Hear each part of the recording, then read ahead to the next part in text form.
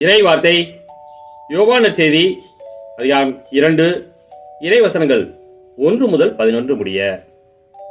அக்காலத்தில் 3ஆம் நாள் கலிலேயாவில் உள்ள கானாவில் திருமணம் ஒன்று நடைபெற்றது.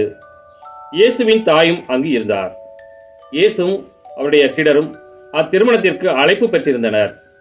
திருமண விழாவில் திராட்சரசம் தீர்ந்து போகவே இயேசுவின் தாய் அவரை நோக்கி, திராட்சரசம் தீர்ந்து விட்டது என்றார்.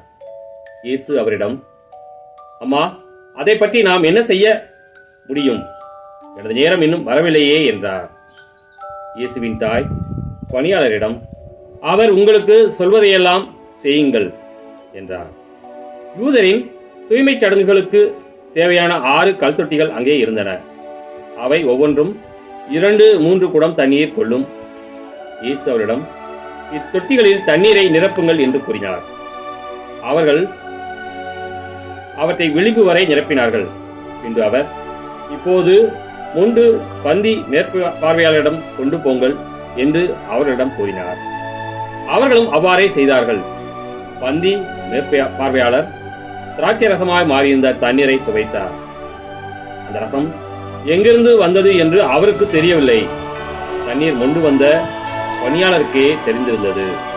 ஆகையால் பந்தி மேற்பார்வையாளர் மணமகனை கூப்பிட்டு, எல்லாரும் நல்ல திராட்சரசத்தை முதலில் பரிமாறுவர். யாவரும் விருப்பம் போல குடித்த பின்தான் தரம் குறைந்த ரசத்தை பரிமாறுவர். நீர் நல்ல ரசத்தை இதுவரை பரிமாறாமல் ஏன் வைத்திருந்தீர் என்று கேட்டார். இதுவே இயேசு செய்த முதல் அரும் அடையாளம். இது கலிலேயாவில் உள்ள கானாவில் நிகழ்ந்தது. இதன் வழியாக அவர் தம் மாட்சியை வெளிப்படுத்தினார். அவருடைய சீடரும் அவரிடம் நம்பிக்கை கொண்டனர். கிறிஸ்துவின் நற்செய்தி.